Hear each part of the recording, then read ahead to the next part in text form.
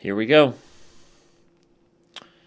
Pretty soon we will have Friday and Saturday, Sunday, keep the weekend game going. But right now we have a Najdorf, as expected by the many. Thank you for going along the lines I was expecting you to play. Actually, I don't know if I should be thanking you or scolding you, but now there are some real decisions to make here because there are so many different approaches possible to the Najdorf. I've been known, if I switch to analysis mode here, to play the English attack, bishop to e3.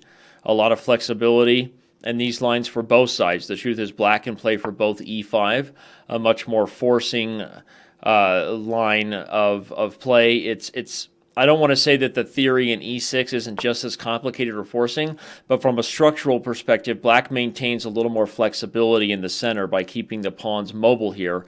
Also, keeps pieces out of the immediate access to these light squares, which becomes a major positional plan for white. Even in the theory that black does well in, it's always important to understand that when you're studying openings, you're not trying to find like your weapon against somebody else, so then you get to defend the Najdorf and say the Najdorf is better than anything. None of that is true. The truth is the great players play openings for both sides and play both colors for both sides. So you're going to go a lot farther if you push yourself to remain as unbiased as possible, understanding the potential positional and tactical weaknesses of every opening you play. So when I say a move like e5 creates weaknesses in the light squares, yeah, it's theory, yeah, it's been played by tons of players, but after both knight f3, the more positional approach, and knight to b3, white has a clear goal, which is essentially to access the central light squares whilst developing the attack on the king side, f3, g4, a lot of times castle and queen side, etc. Knight f3 is a little more positional, less ambitious as far as attacking on the king side by castling long, but it also has immediate intentions to really just focus on white's positional edge. So you guys can all vote for e5. It's certainly a way to play, assuming I'm going to play bishop e3. E6, of course, as I said, is a little more flexible. You get the Scheveningen type structure where you're not putting immediate pressure on the knight to move. And I guess I focused on the negatives of e5. I should say the good of e5 too. The good of e5 is that you do gain this tempo on the knight, and then usually after an immediate development of the bishop, black has sort of set the attack in motion with a couple of tempo moves to get a rapid development. So you're sacrificing a small positional outpost square in the center in order to accelerate your development and your potential attack on the queen side. E6 is a little bit more strategically big picture. Black is often playing b5 early, but black can also still play a number of knight moves. Black can play safer moves and try to castle short. It hasn't committed anything as far as the positional weaknesses in the center. Against someone like me, you're probably going to run up against both g4, like the Perenning attack, the sort of accelerated carries attack meets English attack stuff, or just the traditional English attack, and black is still going to have to know his theory in terms of knowing to play b5 and all that stuff. So those are the main two things you expect on bishop e3. The third main option for black in the Najdorf is knight to g4, and now we can either rinse and repeat this thing like shampoo, but as you can tell, I hardly use it. Hashtag dandruff, Danny. Or of course, I can play the mainline theory, which is bishop to g5, which is probably what I would go for. So those are all main options for black. The other openings I can play here, of course, there's the Sozin Najdorf. It was very popular for a long time. It was last really played at a high level in the Kasparov short match in 1992. When those games were just reaching a lot of equal positions, I think white just stopped considering himself to get a big edge in the Sozin. It's still playable, and against a sleeping opponent, the Sozin can be incredibly dangerous. The bishop is a tactical monster on that diagonal in almost any structure.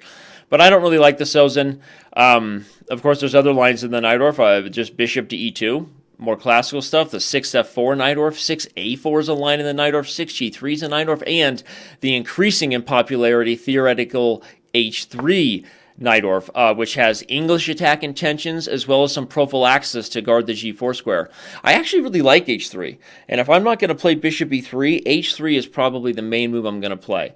So as I sit here now and ponder, do I go for the line that I really know well and have the most experience in, but probably has more established theory? Or do I now play h3 and go into a structure that I feel kind of confident I can figure out the cutting-edge theory, especially given that it is a Vote chess game and I'm allowed to do some analysis, right? And as long as you never access an open engine, you are not allowed to access any engine evaluations, but you are allowed to check databases and recent games and books and things like that. H3 would be a lot of fun and probably good experience for me if I'm trying to get the most out of this game. But bishop e3 is what I normally do. But I'm feeling frisky, and I feel like I want to start diving into more of my critical thought process for all of you, so that it isn't just me explaining theory and kind of like I've been doing here, giving you general tips you can take home to mom and dad, but not really diving into the meat of a position. So I'm going to go for the h3 Najdorf. I'm going to do it. I'm going to play the 6h3 Najdorf, I think. Let's see if I can already remember the theory. If on e5... I already don't remember the theory. I think there's a number of moves here. Knight b3 and knight e2 are both moves. Of course, e6 is also a move, and h5 is a move. But you know what? We'll find out when we get there. So I'm going to switch back to non-analysis mode, go into the main game, get that drum roll rolling, get the drum roll rolling. Here we go, here we go, here we go. Rock and roll. Papa Bear plays h3. Submit the move. There's no going back now once you hit that orange button. Does anybody else get anxiety about the orange button on chess.com? I play so many daily chess games where I just play real fast, and there's nothing more upsetting than you press the orange button and it's too late and you realize the move you just played was a blunder and you just wish you could take it back, but you can't. It's life. So, all right, everybody, thank you. And once again, after making that move and getting the confirmation, it actually backed up and didn't leave the board with my move being played, but I'm going to refresh to show you the move has been played. The game is on you, chess.com. Tell your friends about this because things are about to heat up. The 6h3 Najdorf is on the board, and I will see you soon on chess.com.